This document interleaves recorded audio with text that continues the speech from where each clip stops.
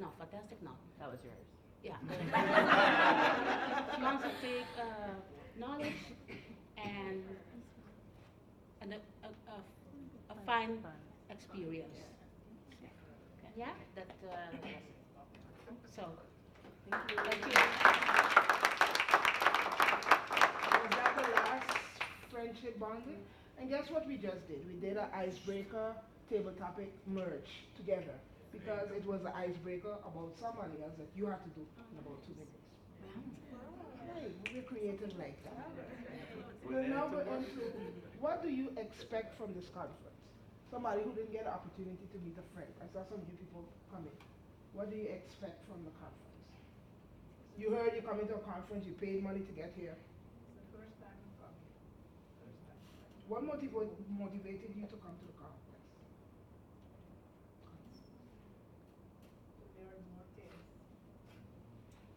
Our division director will now tell you exactly what you will get at Bonnier Conference 2019.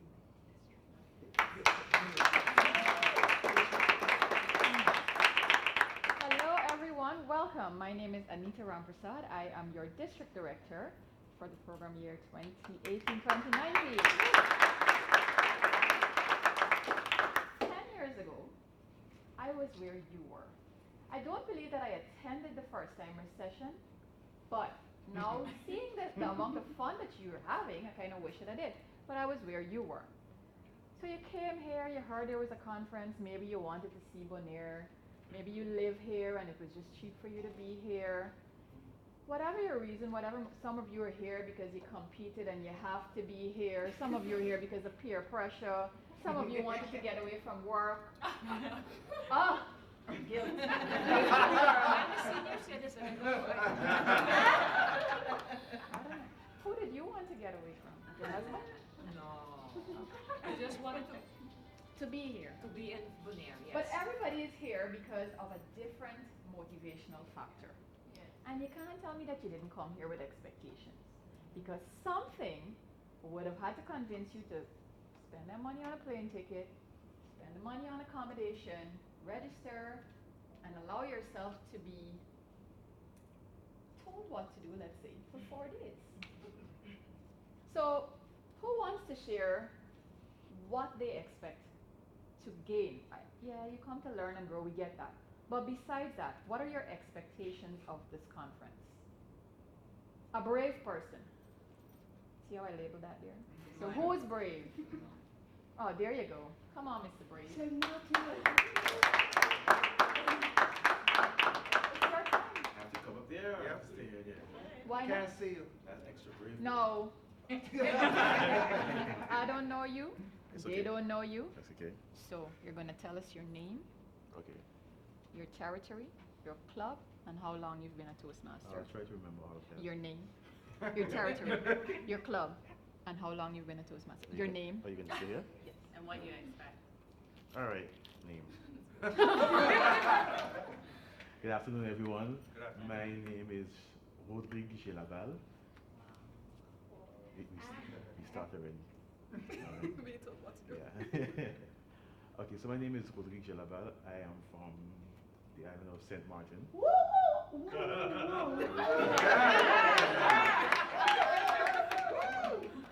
And I am a member of the Cobra Sid Toastmasters Club on the friend side.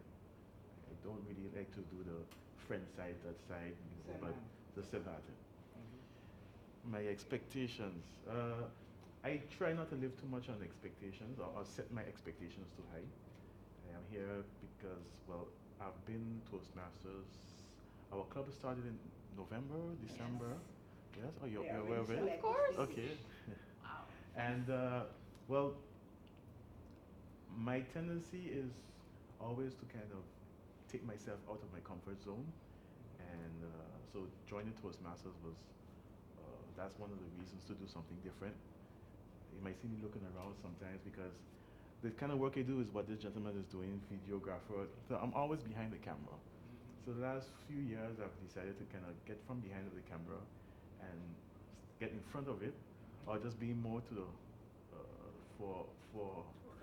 forefront of everything, because sometimes finding people to assist in getting work done or doing interviews sometimes is really hard. And seeing that I'm a person that has a lot to say or has a lot in my mind, so that's one of the reasons why I decided to join Toastmasters Club. And coming here, well, I'm hoping to understand or find a reason why I should even stick to it. Because, to be honest with you, it's helping me, you know, get out my shell a bit. It's helping me to speak publicly.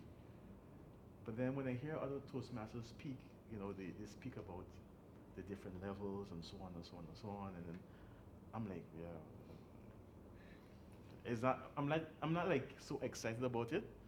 It's like I want to be better on what I'm doing, but to reach to a vice president or district director and so on.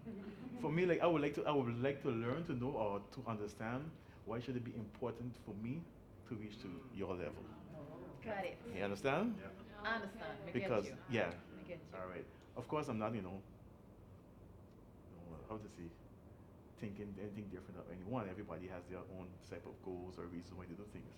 So it's like, okay, you know what? If I'm gonna stick to it, let me come here and let me see exactly, if I will understand or picked up on the reason why or the motivation. Got it. Right? That's enough information. Or you want A more? lot. That was Great.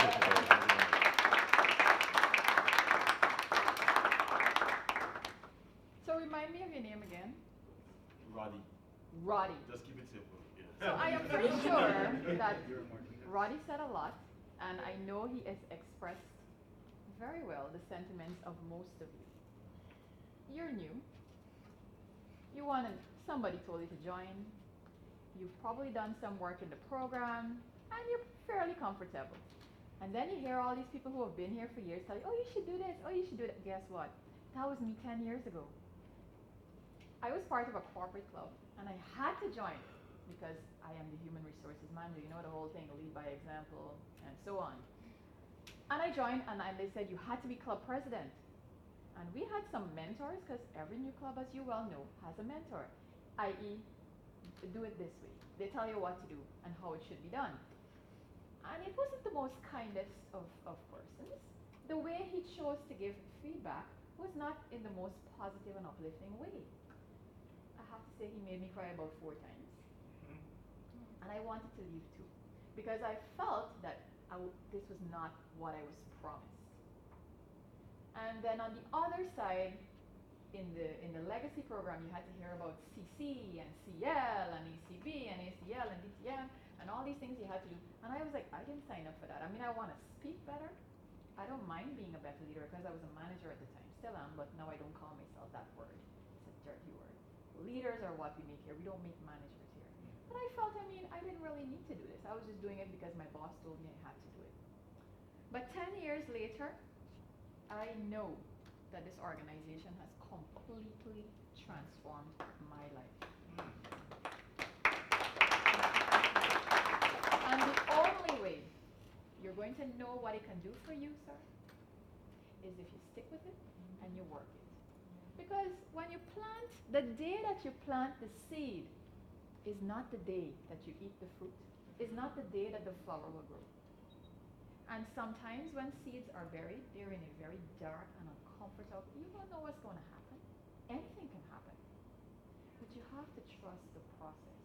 You have to give it time. And you have to work it. You can't just drop a seed into the ground and leave it there. You have to water it. You have to nurture it. You have to fertilize it. So what you put into it is what you're going to get out of it. Because all of you can join at the same time with the same experience, the same intentions, and you're going to have different outcomes. Why? It's nothing to do with the program. It's all about you. And that's what this program is about. It's about allowing you to come with your individuality and not have that threatened.